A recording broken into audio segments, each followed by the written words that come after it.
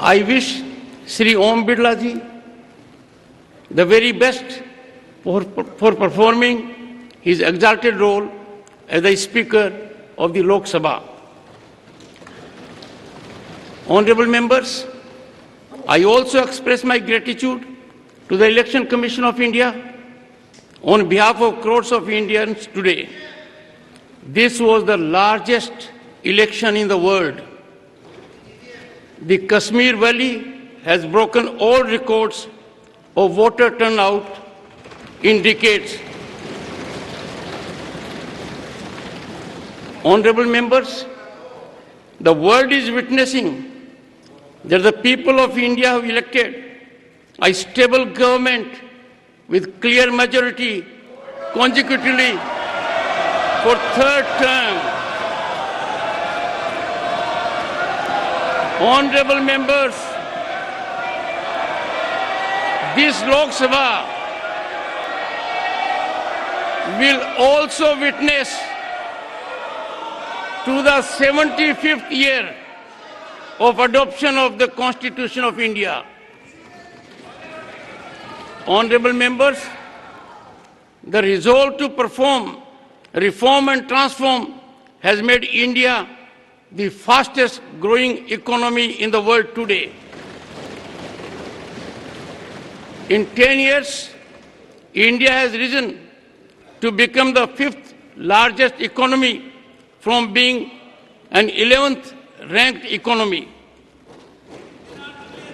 Honorable members, in the last 10 years, my government has given great emphasis on every aspect of rural economy. To enable farmers to meet their small expenses, more than rupees 3,20,000 crore have been disbursed to them under PM Kisan Samman Nidhi. Honorable members, the future belongs to Harit Yug or Green Era. My government has increased the allocation for the development of Northeastern region by more than 4 times in the last 10 years.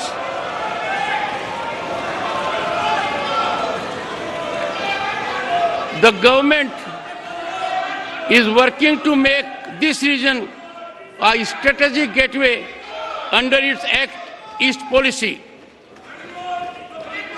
Honorable members, my government, which is committed to women-led development, has started a new era of women empowerment. Today, they stand empowered by the enactment of Nari Shakti Vandan Adhiniyam. Honorable members, Baba Sahib Dr. Bhimrao Ambedkar said, I quote, "Progress of any society depends on the progress of the poorest sections of the society," unquote. Empowerment of the poor has been at the foundation of the achievements and progress of the nation in last 10 years. Honorable members, often due to adversarial mindset and narrow selfishness, the basic spirit of democracy has been greatly undermined. It affects the parliamentary system as well as development journey of the nation. The people of India have now changed this situation by their decisive mandate. Honorable members, modernization of our armed forces is essential for a strong India. In the last decade, our defense exports have increased more than 18 times to the level of rupees 21,000 crore.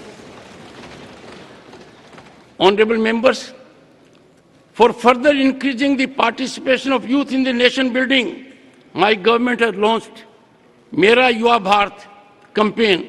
So far, more than 1.5 crore youth have registered for it. Today, our youth is getting new opportunities to move forward in sports as well.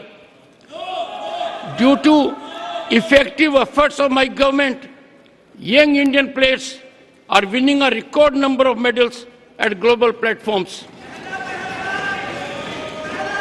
Honorable members, the Bharatiya Nyaya Sanhita will come into force in the country from 1st of July. During the British regime, there was a mindset to punish the subjects. Now justice will get priority over punishment, which also conforms to the spirit of our Constitution. These new laws will speed up the judicial process. My government has started granting citizenship to refugees under the CAA. Honorable members, the global order is taking a new shape in the third decade of 21st century. The way the world now views India was evident during the G7 summit held in Italy. India has brought the world together on various issues during her G20 presidency. Honorable members, in the ensuing few months, India is going to complete 75 years as a republic. The Constitution of India has stood up to every challenge and every test in the past decades. Even when the Constitution was in the making, there were forces in the world who wished India to fail. Even after the Constitution came into force, it was attacked many times. Today is 27th June. Imposition of emergency on 25th June 1975 was the biggest and darkest chapter of direct attack on the Constitution. The entire country felt outraged, but the country emerged victorious over such unconstitutional forces, as the traditions of the Republic lie at the core of India. My government also does not consider the Constitution of India as just a medium of governance. Rather, we are making efforts to ensure that our Constitution becomes a part of public consciousness.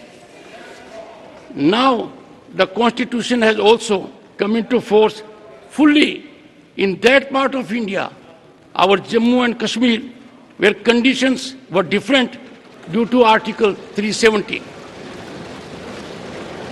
Honorable members, we all need to always remember that making India a developed nation is the aspiration and resolve of every citizen of the country. It is the responsibility of all of us to ensure that no obstacles come in the way of achieving this resolution. Opposition of policies and obstruction of parliamentary functioning are two different things. When Parliament conducts business smoothly, when healthy deliberations take place here, when far-reaching decisions are taken, then the people repose confidence not only in the government but also in the entire system. Therefore, I am confident that every moment of Parliament will be fully utilized. Public interest will be given priority. Honorable members, this century is India's century, and its impact will last for 1,000 years to come.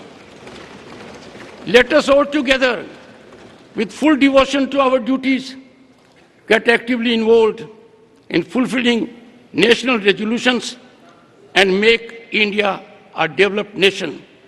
Best wishes to all of you. Thank you. Jai Hind, Jai Bharat.